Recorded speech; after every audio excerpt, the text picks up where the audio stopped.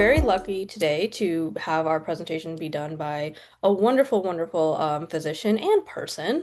Dr. Shuchin Chokla is an addiction medicine physician and consultant who has served communities in New Orleans, New York City, and Asheville. He currently works in overdose prevention in a variety of capacities, including as a consultant with the North Carolina Technical Assistance Center, as medical director of Greenville Comprehensive Treatment Center, and as chief medical officer at Goldie Health.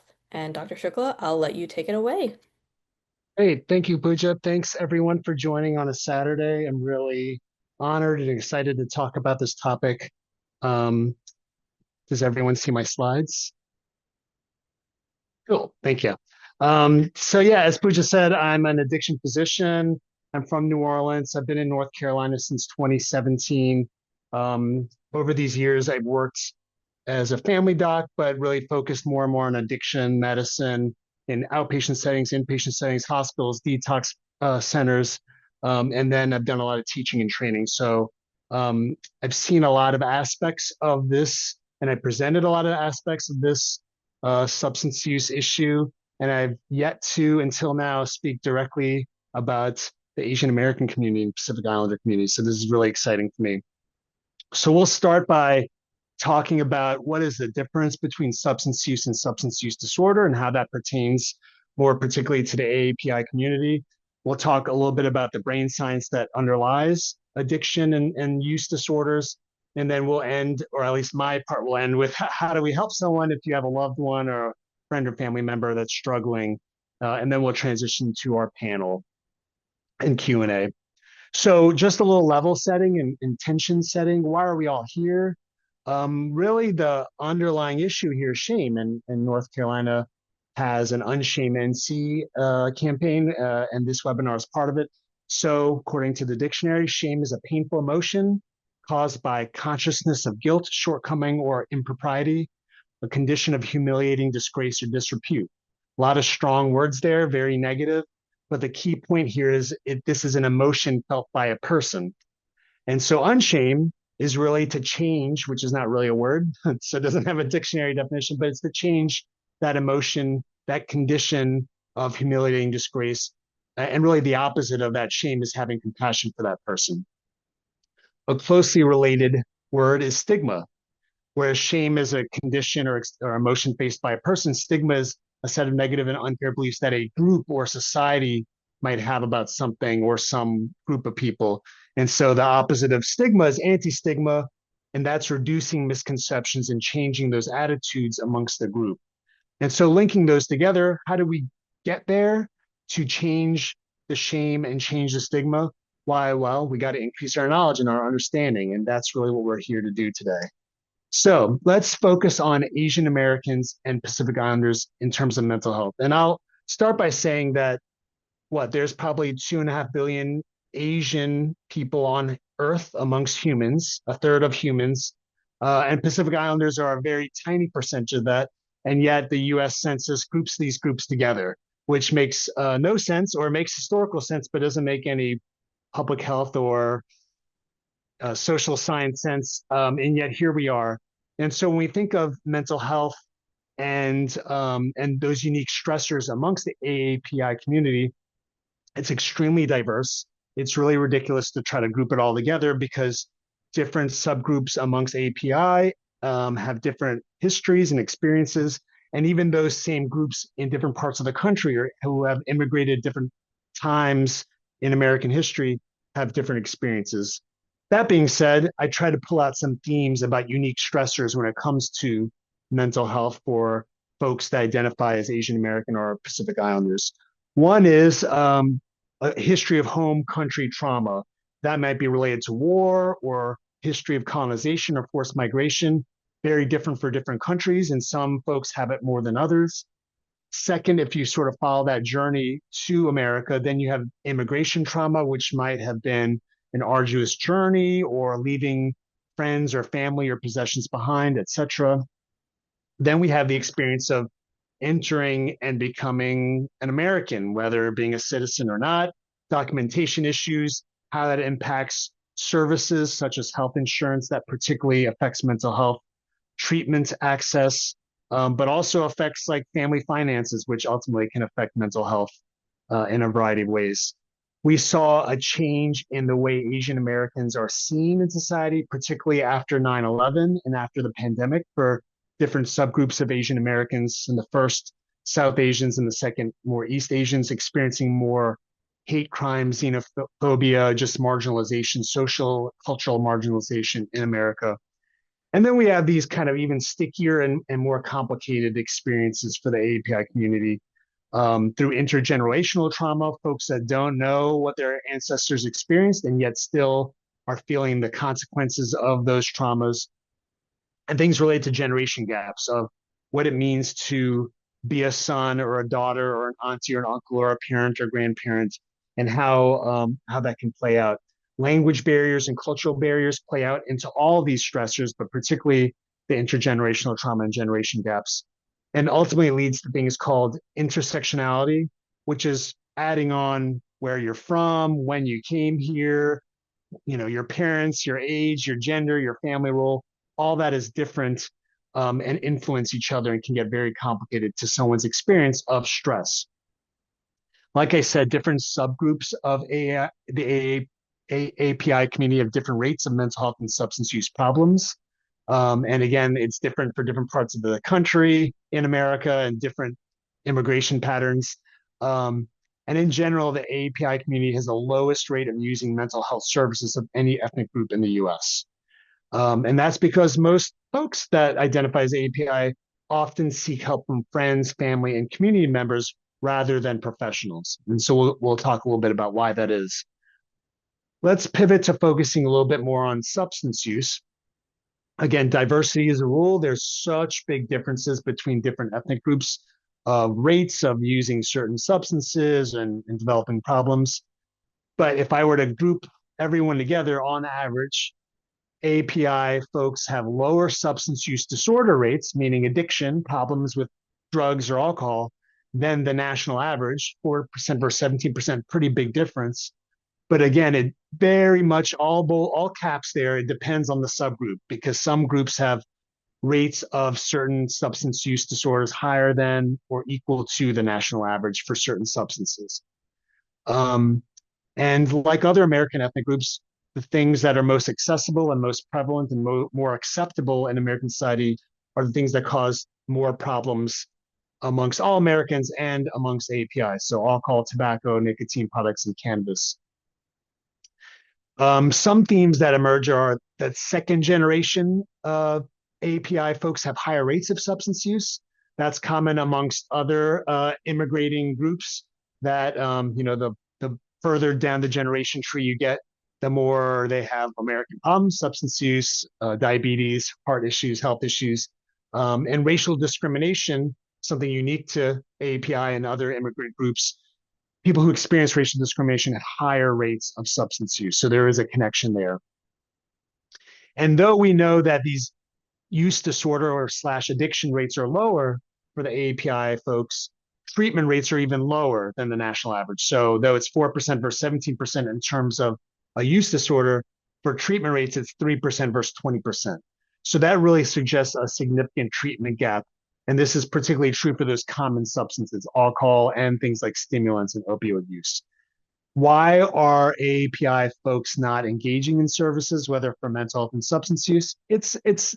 I mean, no huge surprises. It's just ethnically relevant, which is it's shame and stigma within those communities. It's the idea that family, peer, and community pressure to avoid treatment really plays a role in people's decision making. It's privacy concerns. API community maybe not understanding privacy rules in the U.S. when it comes to accessing healthcare, substance use care, and mental health care. Language barriers are a common theme, and this idea of the model minority myth, which is, hey, Asian Americans and Asian people don't have this problem. They should be really grateful to be in this community, in this country, and they shouldn't be using substances so they don't have these problems. They're high earners and high potential people. And that's, first of all, a myth broadly, but also negates the fact that different communities have different stories And so that's a myth in kind of two different ways. So that's a little bit about like what is unique about the API community when it comes to mental health and substance use. But let's kind of take a step back and really define what is substance use, because I think a lot of folks, consistent with the shame and stigma that underlies substance use, a lot of folks might have some misconceptions about what it all means. And so when I think of substance use as a family doc, as an addiction doc who's been doing this for many years, I think pretty broadly. I think of your coffee, your lattes. The medications I prescribe commonly are substances, tobacco products, other tobacco products of that other different groups might utilize, like hookah and shisha. Alcohol certainly, whether we use it in celebrations like weddings in this photo or in other situations, even things like energy drinks that you might get at the gas station and candies and treats. To me, as an addiction scientist, addiction physician, these are all substances because they all do things to the body. And really, a substance being taken is done for a reason. Humans have used substances for thousands of years. Even animals use substances. There's a lot of animal scientists that have documented how animals use substances, and a lot of archaeologists and different historians have shown thousands of years in the past humans have used a variety of substances. Why have people used substances for all these millennia? For various benefits. People use all those substances in those photos for benefits, to feel good, to fix problems, to improve their health, to relax, to have fun, to connect with others. Often it's related to cultural rituals, often it's related to performance. All substances are taken for benefits, but all substances have risks. Every substance, whether over the counter, whether you can buy it as a food or a drink, everything has a risk. I can tell you the risk for every single thing anyone does because that's what my brain does. I'm a doctor. I always think about the risk. Everything has risk, but people use substances because they believe that the benefits outweigh the risks. That is true for, I would say, all human decision making in general. If we really want to get philosophical, well, let's stay focused on substance use. This is why people do things. And I think a lot of people will say, why would that person do that? And you're not in that person's shoes, but every patient I've engaged with, every person I've engaged with as a public health expert, as a physician expert, people think they're doing what's right for them.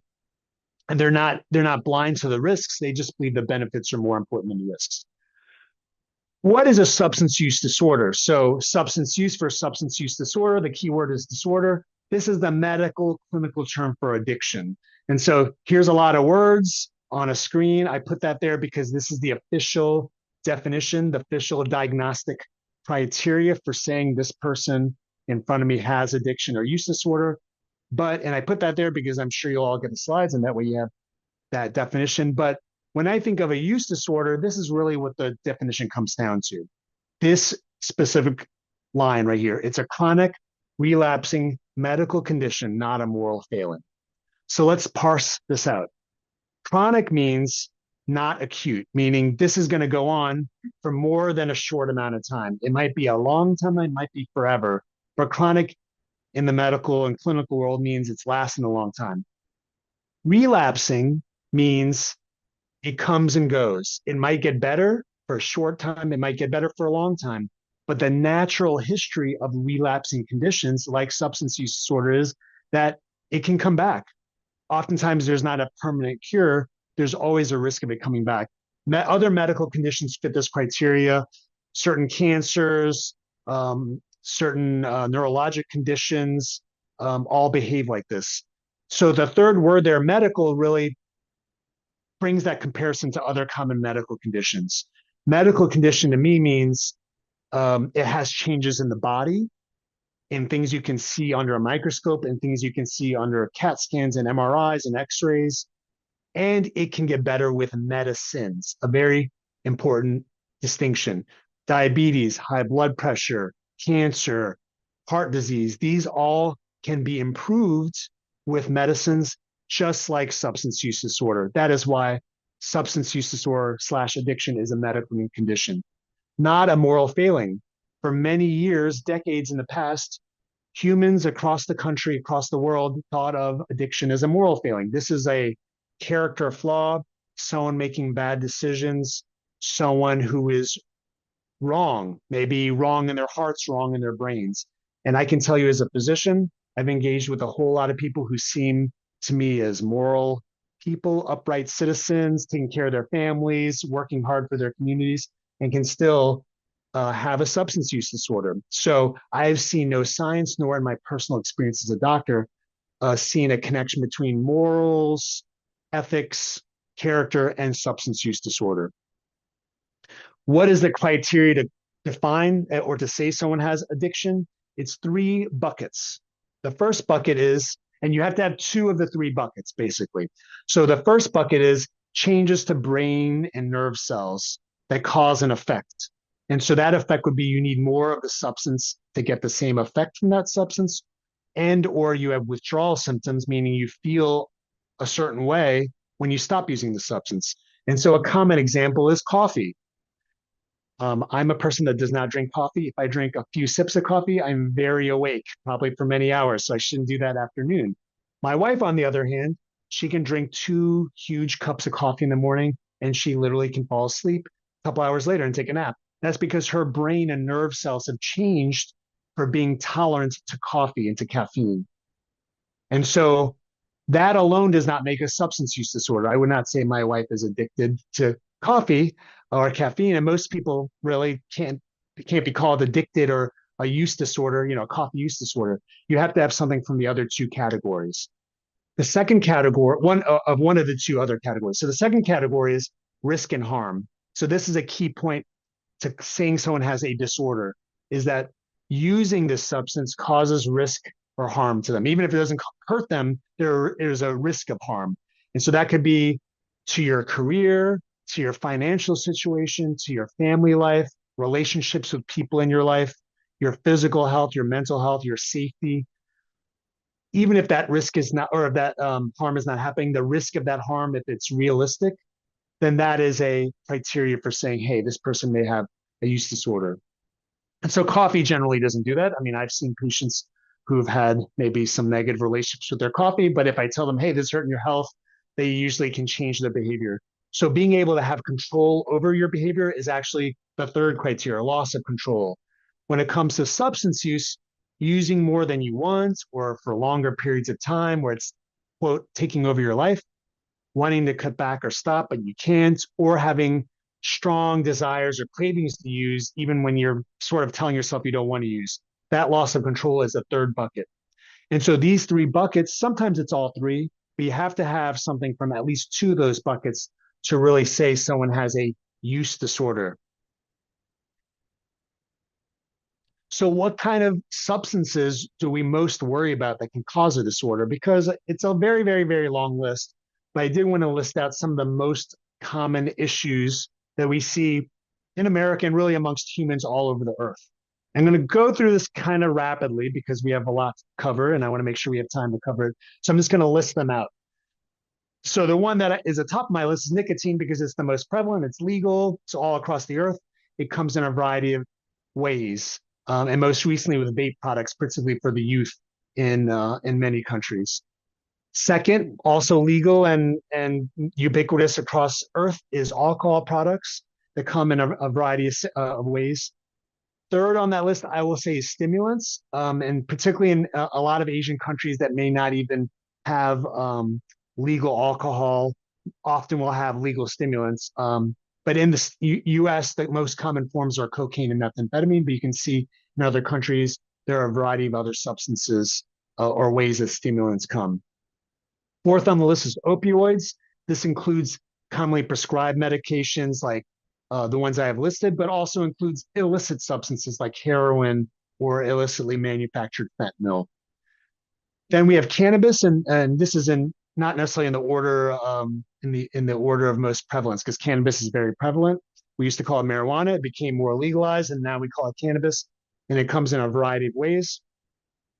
And the last few here is sedatives. That might be prescribed medications. That might be illegal things. It might be things that aren't really even tested in humans and are used in animals, but things that make you sleepy and in general we call sedatives. And mostly that's benzodiazepines and barbiturates. And the last I just will say is other substances. So things that are commonly in the news and commonly in my world as an addiction doc are kratom and kratom-like products, synthetic cannabinoids, cannabis, and ketamine. But I can put like 20 other things in the other category. I just have to stop myself. When I think of the harm, right, a use disorder is really about harm. I think of I look at this graph, and this is from our world in data, but there's a lot of ways of kind of showing the same thing. And it turns out though we have the most shame and stigma and worry and stress over things like illicit drugs, illegal drugs, it's actually tobacco and alcohol that cause the most deaths in the US and around the world. And why is that? Because they're legal. They're easy to find. More people use those substances because they're so prevalent. And so you can see in the US, tobacco and alcohol as a risk factor cause the most significant amount of deaths. Risk factor means it's contributing to things like cancer or heart disease or other health issues, as opposed to like you use it and you die or have a fatal condition. That's more associated with things like drugs, which is in the orange, and less so with alcohol. So it is important to note that though we as doctors and we as American society might focus on things that are illegal, the legal stuff, the stuff that you can buy pretty easily anywhere, tobacco and alcohol is the biggest problems. But let's focus on drugs because that's sort of what's brought us here today. This is North Carolina specific data. You can see it goes back about 25 years. And you can see over time, this is not counting alcohol and tobacco products or nicotine products. This is only drugs. But you can see what has caused the number of deaths and how that's changed over time. And you can see for the first half of this time period, prescribed opioids was leading the way amongst all substances and was increasing over that first decade of the millennium. But then that was overtaken. You can sort of see at the bottom by heroin for a few years, and then fentanyl, an opioid like the prescription opioids and like heroin, really took off as the biggest cause of drug overdose deaths and really outpaced any other substance for the past 5 or 10 years in a way that's never been seen in American history and really human history that we know of. So how does this all begin? Why are people getting into a situation where they use substances that lead to these harms of death and overdose and heart disease and cancers? So let's start from the beginning. Why do people use substances in the first place?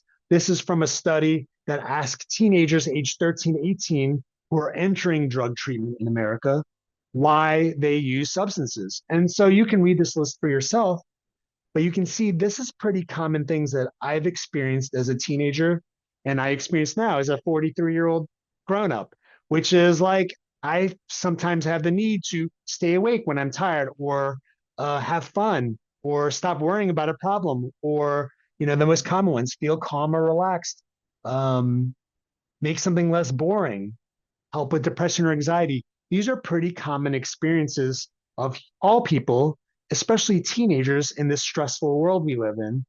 And teenagers and really humans in general are using substances to deal with these problems.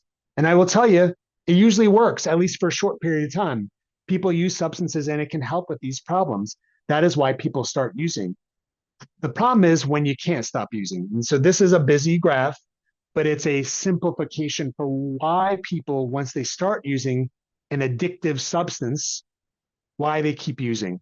So let me orient this busy graph, and this is one of the busier ones I have. But on the up and down, you can see on the left side, it shows the up and down is a person's mental state. This is just a pretend person, but their mental state. So in the middle is feeling normal. Going up on the graph is mellow euphoric. I have a way to point. Let's see if I can figure that out. Laser pointer. There we go. Up here is mellow euphoric, feeling good, happy, great. On the bottom is feeling anxious, sad, angry, dysphoric. We all are up and down on this scale, right? I'm feeling pretty good right now because I had a good breakfast. I went for a walk because I knew I was going to do this talk. So I wanted to clear my head. I'm feeling good. But some days, I didn't eat enough. I didn't get enough sleep. I wake up feeling anxious, dysphoric. And so we're all dealing with this mental state scale and doing things in our life, going for a walk, talking to a loved one to feel better, or then someone cuts you off in traffic, or you have a bad experience with a coworker and you feel bad, right? We're up and down. substances play into this system. They can make you feel better. And so here in this graph, a person's getting medication, let's say for a broken foot, and that medication, oxycodone, makes them have pain relief, but also makes them feel mellow, euphoric.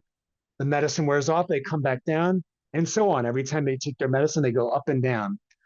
What can happen over time here with these addictive medications, whether given for a good purpose and taken appropriately or not, is that you develop something called tolerance, which we mentioned was one of the first criteria for developing addiction. And that's shown here as the graph moves from left to right over days of taking this medication. You can see the peaks of how the medicine works don't go as high. And instead of feeling mellow euphoric when you take your medication, really all you're doing is trying to stay normal when you take your medication. And that's because the valleys, the bottoms of when the medicine wears off, are getting lower and lower. And so instead of resetting when the medicine wears off, resetting to your normal, you end up feeling anxious dysphoric. Those of you who drink a lot of coffee, like my wife does, probably can feel a very, very mild version of this. If you drink 2 cups of coffee every day and you take a day or two off, you might have headaches, you might be irritable, you might have trouble concentrating or staying awake. And for people with certain substances, particularly alcohol and opioids, this is extremely severe. The coffee is like a drop in a bucket, and the bucket or the ocean is alcohol or opioids, particularly, where people's dysphoria can feel really terrible. They can have terrible physical symptoms, such that they can even die, literally die from symptoms of when they're not getting that substance every day. And thus, people will continue to use alcohol, opioids, fentanyl, stimulants, even tobacco and cannabis, because they feel so bad in their body and in their brain. This badness that they feel can be shown in neuroscience ways by looking at brain imaging or different studies that look at hormone levels. We can see those changes, stress hormones, adrenaline hormones all change through this period of feeling this. And people are trying to not feel bad. And so they have to keep taking their substance even if they got through a period of withdrawal, which is I drink coffee every day, I go a week or two off of coffee, and now I'm not feeling those headaches and irritability anymore. Same with opioids and alcohol, a period of time. If you get through it, even if you take medications to get through it, and you're done with it, the truth is your brain has changed. So we look at this middle portion right here to the right. You can see where the brain has changed. So if someone experienced a life stressor, I have a stressful day with my kids, I might go for a walk, I might go exercise, right? I have healthy ways of dealing with my stressors. People who have used substances and relied on substances to deal with stress, their brains have changed where it might be harder for them to get over those stresses. They might feel the stress even more severely. And so they dip further down and they might have a higher risk of using substances again, even if they stop using substances. And we call that relapse. And really, this kind of explains why once someone starts using a substance, why it's very hard to stop. And even if they stop, why they're at risk for going back to that substance and get trapped in this cycle of using and having negative consequences continuing to use. Why do people, why do some people develop this situation? Some don't, because not everyone who uses tobacco or alcohol develops this relationship with it. A lot of that has to do with trauma. Trauma, it has a lot of definitions. The definition I'm going to give here is basically just bad things that happen to people. It could be big bad things, it could be small bad things, but particularly things that affect teens and children, those are more prone to affecting someone's future risk.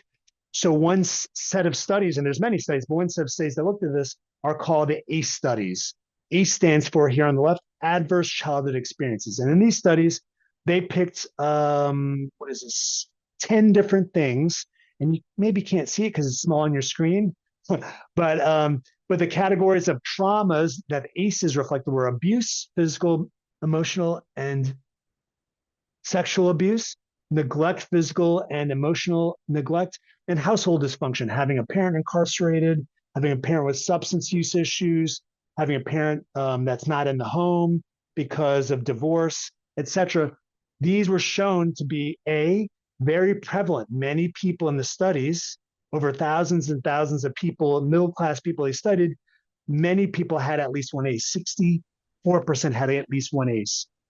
And what they found in these studies is the more ACEs someone had, these negative things that happen to them when they were children or adolescents or teenagers, the more they had, the more risk they had of health issues. That included alcohol problems, smoking problems, drug problems, but also things like being overweight, having heart disease, developing cancer, having suicide attempts. They're all related to the more ACEs someone had. So we know these things that happen to teens and kids affects their risk of a variety of health issues, including mental health and substance use. And we usually don't think, hey, if you're 10 years old and your parent had severe mental illness or was incarcerated, we usually don't blame that on a teenager. But if that teenager then grows up to have health issues such as mental health or substance use issues, unfortunately, many people would say, well, it's that person's fault. But that, of course, that just doesn't make sense. So we know these traumas predispose people to having those issues. And we actually know that this trauma changes people's brains. It changes their nerves, it changes their hormones in ways that are not permanent, but can have long lasting changes that are hard to undo. And this is ultimately what leads to higher risk of addiction for people who are exposed to substances. When we think of those ACEs, we can think of sort of above ground issues that we document or that I mentioned of parents incarcerated or neglect or abuse or experiencing these terrible things. But really what underlies those experiences in the family or in the person are these community environments, poverty, discrimination, violence. So when we think of the AAPI community, there are unique community environments related to all those things I put in that earlier slide, the immigration story, the intergenerational traumas, the experiencing racism or isolation. Those are all the community environments that increase the risk of the ACEs, which then, as I showed here, increase the risk of health issues, which ultimately increase the risk of substance use. So it's all a continuum of experience. I'll skip this to catch up on some time here. So, what can we do to help people who may have a substance use disorder, whether that's a friend or a family member or a neighbor, whatever it might be? Well, let's define what is help. SAMHSA, which stands for the Substance Addiction and Mental Health Services Administration, is part of the American government that really focuses on these problems for all Americans. They define recovery as a process of change through which individuals improve their health and wellness, live a self-directed life, and strive to reach their full potential. As you can see here, there's nothing here that says that someone has to never use alcohol or tobacco again, that they can never be depressed or anxious again, right? That's not necessarily realistic. What recovery really means here is this keyword, improve. Everyone's in a state of recovery. I'm in a state of recovery from my general health, right? We're all trying to improve and be healthier and happier, more self-directed. So when it comes to substance use recovery, it really is just, are we getting better? And there might be going, worse and then getting better and going worse, getting better. And that's pretty common. So it's really important to know, and this is data from the National Survey of Drug Use and Health. So it's a national survey that's been done yearly for many years, decades, for all Americans. Huge number of people that they interview and they ask these questions, including folks from the AAPI community. That's where we got a lot of that data about AAPI substance use. But what they did was amongst the many things they asked folks in America, they asked people if they think they've ever had a substance use issue. And about 12% of Americans uh, have said, yeah, I think I've had at some point a substance use problem. And almost three-fourths of people, 74%, also said they are either in recovery or are fully recovered from that substance use problem. So three-fourths of people amongst Americans with substance use disorder feel like they've gotten better. It's very common for people to get better. Of course, it depends on the type of substance, but in general, people get better. And so it's really important to know that hope is there. People do get better, but that route to getting better might be different for different people. What does that recovery timeline look like? Well, it's often a bunch of years. Let's just start with that. Usually it starts with many years of people, this is starting with when addiction sets in, right? So there people are having lack of control of their substance use. They've had the brain changes and body changes where they have symptoms when they try to quit, and or they have harm or risk from their substance use, right? So now they have addiction. After that, it takes usually many years of someone trying to figure this out on their own, right? People have shame, they experience stigma, and so they're doing this on their own. Some people get better on their own, and we don't know how many people that is because we don't really study that well. But for those who don't get better on their own, after a number of years, they might start seeking help. Once they've actually sought help, it might take many years of many treatment episodes, like trying different programs or different doctors or clinics or therapists or whatever someone's trying to do. It might take many years and many episodes to finally get to remission, which is not using that substance that was problematic for at least a year. And even after that, you see people having relapses. They go back to using substances. Something happens in their life and they go back. And so continuing care and relapse prevention happens for many years before someone's risk of return use really drops down to what it is for all Americans, 15%. So one issue we have is how do we support people depending on where they are on this path? Because what you help a person with will be different where they are. A lot of folks think of treatment as being what you usually want to do for a little later in this timeline, which is early and middle and late recovery. That's often like more formalized treatments, therapy, really having a person dedicated to this problem. But what I think is mostly ignored is the first two steps here, which are a little earlier in this timeline. Transitioning people into developing a motivation for seeking help or even recognizing that this is an unhealthy situation they're in, and stabilizing them so that their immediate risk of harm or even death is decreased. These are two of the most important steps. And you can see this is a pyramid. This is the foundation of getting to the top and really achieving, recovery the way, however you define it. And so it's really important to think that these two steps are the most important and where a lot of friends and family members might play a role to help or even hurt someone trying to go up the mountain here. So, what to do if someone you love, or maybe you don't even love them, but you like them, has a substance use disorder? The mantra here is the opposite of addiction is connection. It's proven through that trauma history of people feeling isolated and not feeling love and affection and safety and security in their youth, and that plays out in their adulthood. A lot of people say using substances feels like a warm hug. It feels like safety and security. And so providing safety and security and love to someone is really the first underlying condition to achieve improvement from addiction. But when we think about the nitty gritty, what does that mean? It means if you want to help someone with a substance use disorder, the first step is to talk to them and mostly listen when you talk to them. Show them love and compassion. Don't tell them you love them, show them the love. Don't judge or shame them because they've already experienced a lot of that. They've probably been dealing with a lot of old traumas and ongoing trauma. And the worst thing they can experience is judgment or shame for that trauma. What instead you should do is be a good friend or a parent or a sibling or a cousin or an uncle or an auntie. Tell them that you care about them and show them that you care about them. That doesn't necessarily mean enabling their substance use, but it also means not throwing them out if they're using substances or doing the things that you wish they weren't doing. Encourage help. You don't want to just say, hey, it's fine you're doing substances because the doctor on that screen told me to show them love or compassion. Sure, you can show them love or compassion. That doesn't mean saying, hey, keep using your substance. You can encourage them to not use a substance, talk about how that affects you and affects them, but you should not force someone to do something they're not ready to do. Science, experiments, and research show that forcing treatment definitely does not work. It can actually make things worse. So you can ask them how you can help them and normalize treatment as healthcare because that's what it is.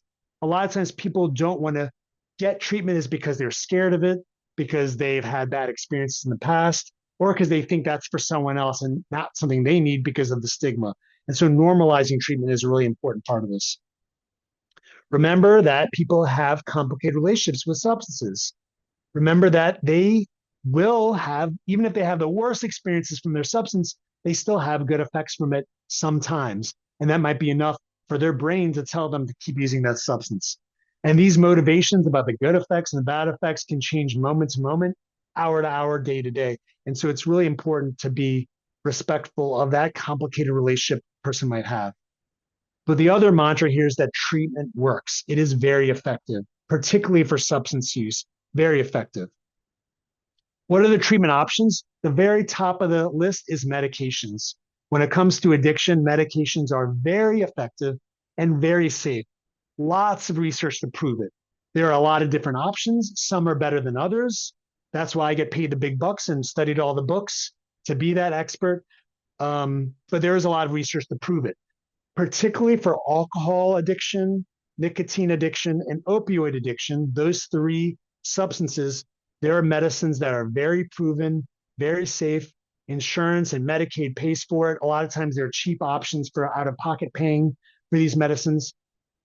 Without the medicines, even if someone's motivated and knows they want to stop using a substance, many people will feel extremely sick, sometimes even dangerously sick if they stop using their substances. And so they can't stop. And then they'll have those cravings even if they were able to stop. And so the medications for many people might be what they need to stop using substances. Talk therapy can help. There's a lot of ways talk therapy can look. It can be something informal like peer support or having a sponsor. It can be something more formal like seeing a therapist or a counselor or a specialist. It can be groups where you talk in a group. It can look a lot of different ways. And it can be useful early in treatment. It can be useful later in recovery. But a lot of times to really stop using a substance, medications are necessary. The third option that I want to put for treatment is what we might call reducing harm, and that's reducing the risk if someone were using substances. How can we make this safer, healthier, even if they can't stop using substances? That might look like using less. Research shows smoking less, drinking less, using less drugs definitely improves your health, even if you don't stop completely. It might be eating healthy, staying hydrated, taking care of the rest of your body's health, even if you can't stop using substances. Even getting enough sleep has been shown to reduce risk and harm and improve health for people using substances. Simple things like having enough food to eat, having a safe shelter to live in, these are vitally important for people to have less harm from their substance use. And then lastly, people who are isolated and using alone are more at risk from a variety of ways, mentally, physically, emotionally, spiritually. Being alone is dangerous. And so we want to embrace people and show them love and compassion. When it comes down to it, what does treatment do for people with substance use disorder? It reduces the risk of death. That is proven again and again. It improves physical health. It improves mental health. It improves chances to stop or reduce using substances. And lastly, it improves quality of life. People are happier with their lives when they're in treatment. Where can you go to get help for you or your loved one? The most simplest thing is to call 988. This is a number that works anywhere in America. It's 24/7 and it has interpreters. So no matter what language you or your loved one speaks, you can call it. It doesn't have to be for you, it could be for your loved one. It's a crisis hotline as well as a way to connect to other services. Those services might be a medical doctor or counselor. So if you know how to find a medical doctor or counselor, you can skip 988, but 988 is there if you need it. And if you are seeking help with a professional, ideally it's a specialist in addiction. I will say there are many doctors and counselors who don't understand the science around addiction. And so, talk to a doctor or counselor you trust, but you might need to find a specialist eventually for you or your loved one. And for those of you who registered for this webinar, you should be receiving a resource guide on how to find help.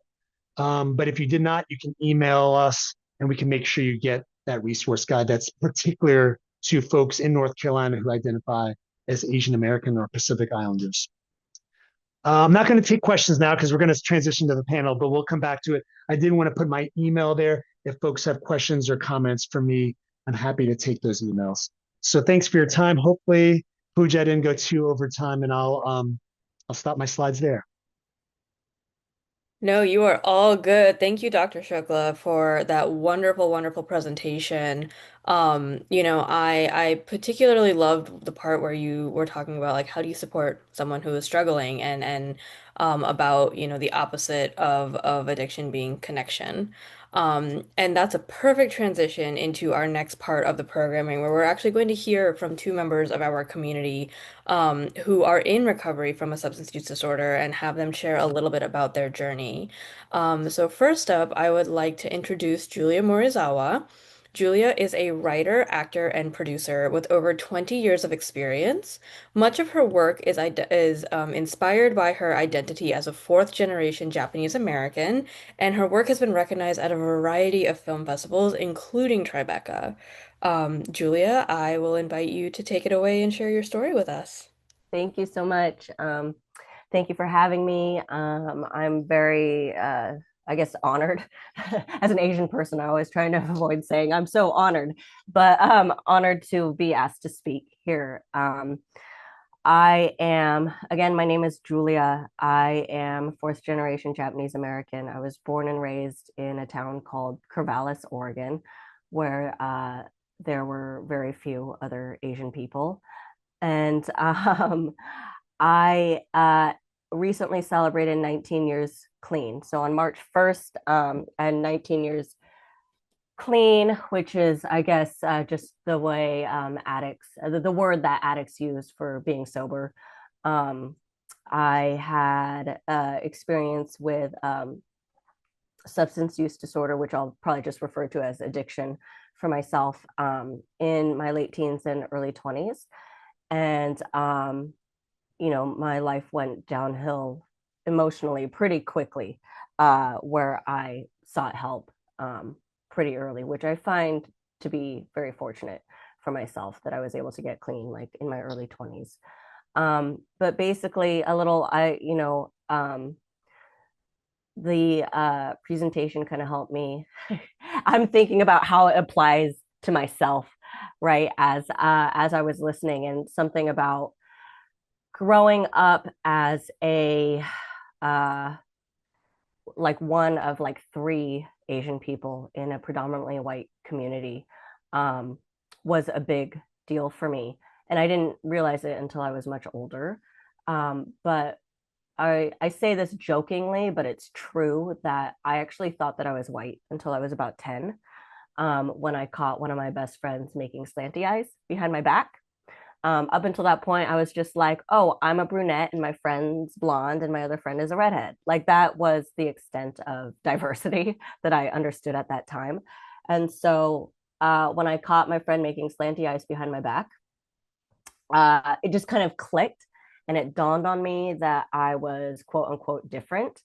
And it's those little microaggressions that I remember growing up where I did actually have like two Asian friends. They both happened to be Vietnamese. And I was very close to them through different parts of my childhood. But it was those little microaggressions, like where people assumed that we were sisters, or people would ask us if we had ran into a wall and is that why our face was so flat? Or people would ask, like, oh, how can you see out of your eyes? Like, how can you see? And I was super, super confused why people were asking me this until I realized, that I was Asian and these concepts of, racism and microaggressions. Um, and I think uh, a lot of that is sort of what led me. And I don't know, but it definitely led to sort of this adolescence, teenage years and adolescence of just absolutely like hating myself, for lack of a better term. Absolutely hating myself. I resented my parents for being Asian. I wasn't not a religious person at all, but I resented God for allowing people to be Asian. like why do we exist? There was just a lot of sort of like self-hatred, pretty young, that again, like I didn't realize was self-hatred until I was an adult looking back. Um, but I looking back, so okay, jump forward to like I'm 19. I was 19 or 20 years old when I had my first suicide attempt. And there were a lot of factors leading up to it that I won't get into. But from that suicide attempt, I was finally diagnosed with depression automatically, right? And anxiety. And I remember my mom saying something like, "Oh, when you were a kid, we just thought you were moody. We just thought you were a moody kid." And looking back, I was a very moody kid, and I think it was one of the reasons why I kind of like had a hard time keeping my best friends over the years. Um, Looking back, I think people couldn't be friends with me for too long because I was very emotionally moody. Um, I mean, I just have memories of like breaking down in tears in the hallway at school and just being very irritable. And I also have memories of like attempted self-harm, like the idea of just like trying to jump off my sister's bunk bed with the hopes that I would break an ankle. Like that kind of thinking that I look back that I thought was normal at the time, but like as an adult looking back was like, oh, okay, that was like maybe a symptom of like childhood mental health issues that were never acknowledged. And so after my suicide attempt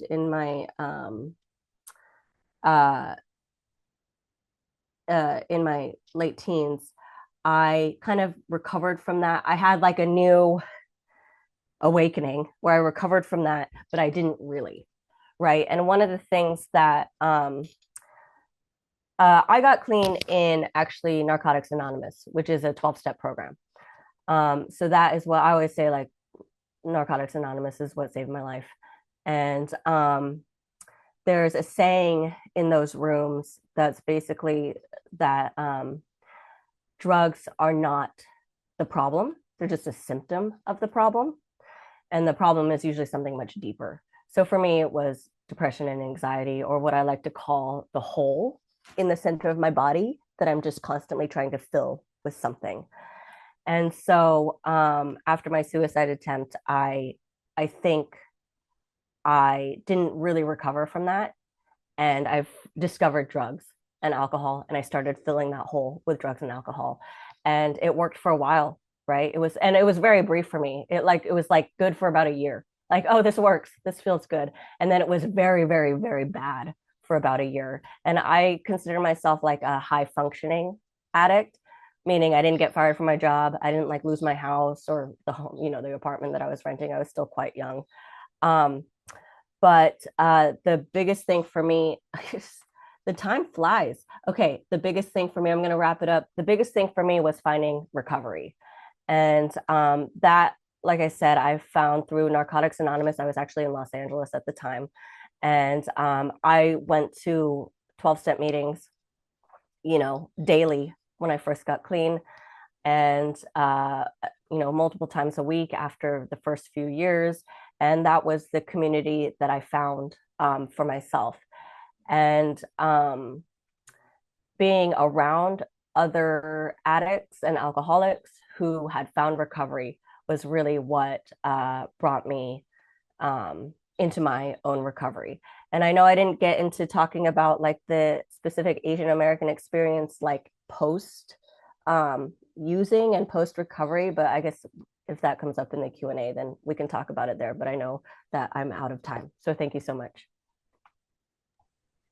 Thank you, Julia. And yes, we can definitely dive into kind of like how your identity played into this, like played into your journey in the Q&A. And that's a good reminder. If anybody has any questions for Julia or for Dr. Shukla, please feel free to put them in the chat, and we will have time for questions at the end. Before we get into that, though, I would love to introduce our next lived experience speaker. So we have Sayisha Joshi here with us. Sayisha is a Nepali and Indian American certified peer support specialist here in Chapel Hill. She is passionate about mental health equity and ensuring that youth are able to access resources that are inclusive of who they are. She currently engages with these topics through psychological research and advocacy, but in her free time, she can usually be seen practicing photography, listening to and playing music, and weightlifting. Saisha, thank you so much for being here with us today. Yeah, of course. Thanks for inviting me. Um, to be honest, I don't really like know what to say, but I guess I'll start off with my experience. So I think interestingly enough, my family has had a history of, I wouldn't necessarily say alcoholism because I'm not familiar with how intense it was necessarily, but I know a lot of members have struggled with alcohol use. And so I kind of grew up seeing that, but it wasn't really talked about. Like the topic was very shied away from, which also makes sense because, especially in my grandfather's case, I think the way he acted post drinking was slightly traumatizing to my father. And so that was just something we would never really bring up. Um, so yeah, I mean, I guess I didn't really grow up knowing too much about substances. And I think my first encounter with it was after senior year of high school. And so I ended up going to Korea. And at that point, I kind of had free reign to do whatever. I was in a foreign country. And so I started drinking. And after senior year of high school, I went into freshman year of college, which I'm sure you all know is probably the most like intense time of drinking, partying, all of that stuff. And so I think I engaged with alcohol an average amount compared to everyone else, but it just slowly started spiraling. And I think I grew up in a very chaotic household, which isn't really the fault of my parents, but I think we all have been like struggling with our own things. And I guess mental health wasn't really recognized. So I never thought too much about it and kind of used it as a method to cope. Um, so yeah, just started drinking quite a bit. And around this time, I met some people and also started using prescription drugs because I my drinks were spiked and one thing just led to another and it was not a very good time for me. That went on for quite a while until I mean, I wish I could say what really influenced me to become sober, but I think one day I just realized that it wasn't something that I wanted. Throughout the course of this use, I would also, similar to Julia, I wouldn't really say it impacted my functioning at all. I mean, I would go to class. I had pretty good grades, all things considered, but I mean, I don't really remember a thing because I was not sober the majority of the time. Um, so yeah, I was like somehow going through that and then decided that that wasn't something I wanted to deal with anymore. And then I talked to my parents about receiving therapy potentially. I still haven't talked to them about substance use. I think that's something that one day I do want to share with them in a way that's maybe when I'm older and like they also understand, but they're also trying to understand mental health on a very basic level. And so I'm trying to work my way up to it. Um, but yeah, I talked to them about maybe receiving therapy. And at the time, I guess for them, therapy is something that, people who are like either really, really struggling or crazy people receive. And so it was kind of difficult coming up to them, being like, hey, I think I just need support. And I brought them a lot of resources and tried to explain like why I need this. So I got into therapy. Through that process, I was diagnosed with ADHD, which I briefly saw in Dr. Shukla's thing, but I think we brushed over it because of time. But I think that I think substance use is something that ends up being quite comorbid with things like ADHD because of the sensation chasing, that kind of stuff. And so I got medicated too. And I think that helped a lot with, wanting to fill that space with um, drugs and alcohol and all that kind of stuff. But I think overall, I'm trying to think of what I wanted to say. It was difficult to kind of come forward about something like that because I think drug use and alcohol use is seen as something that's very aggressive. So mine was kind of more of a hidden thing that I was struggling with. But I think, especially with the way that some Asians tend to look at things, it's like if someone is dealing with alcohol or substance use problems, they're gonna, lash out, they're gonna be angry. this is like the classic parent stereotype of like throwing a beer bottle at like your kid's head. That's what they have in mind. And it's not really someone who is doing relatively well in college, all of that stuff, but is struggling more internally. Um, I think also I think Asians tend to look at things from a very results oriented way. So it's like if your results are good, if nothing or if like the outcome of whatever you're doing is positive, then like the I guess the journey to get there doesn't really matter, which I mean it absolutely does.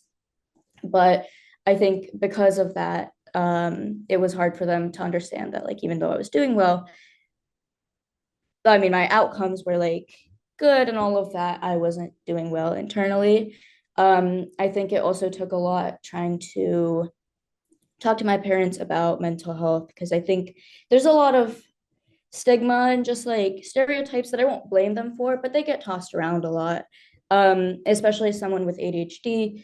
As a kid, I used to be called like howdy in Nepali on the regular, which is like kind of scatterbrained or like all over the place. And it wasn't a good thing to hear, you know, but I think a lot of those things just get like tossed around without people realizing that they can be kind of harmful to someone who's, you know, trying to figure their way around in the world. Um, but yeah, overall, I mean, I think that's how kind of my identity affected substance use and alcohol use and all of that. And I think as far as I will say for my community, I do think I found so much support in finding people like myself, but I think we can continue to just learn more. I mean, to be honest, again, like I said, I don't blame my parents for not knowing things. I don't blame anyone for not knowing things. Like, we're not going to be the most educated people on every little thing in the world. But I think it is very helpful to keep trying to do your own research, trying to listen to people with these experiences and kind of learn from that and acknowledge your own mistakes. I know we all have times where we say things without being super intentional about it. And that's not necessarily a very bad thing, but I do think we can continue to kind of be more mindful about how we approach these topics, that kind of stuff. Um, and yeah, honestly, that's what I would like to see from our community a little bit more going forward. But that is about it, I think. Thank you, Saisha. And I want to open it up to audience Q&As. But before we do that, I just want to thank both of you, Saisha and Julia, for coming on here and sharing your story. I think you both touched on how how difficult it can be to talk about these topics in our community and how kind of misunderstood and stigmatized it can be. And so telling your story openly and with your name and with your face and all of that, even in a closed environment and even a safe space, it's very, very brave, and just very, very insightful in terms of like what this journey actually looks like for folks and what we can do to be supportive for that. Before I stop the recording and open it up to general questions, I do have one question for both of you. Um, you both touched on a little bit how your various communities, like surrounding by an Asian American community or lack thereof, really tied into how you navigated your experience with addiction and substance use. And I'm wondering, if you could go back and if you were back in the thick of it, right? What is one thing that you wish you could have told your parents, your community members, your elders, whoever, like anyone that you were interacting with on a regular basis? What's one thing that you wish you could have told them, one thing you wish that they had known?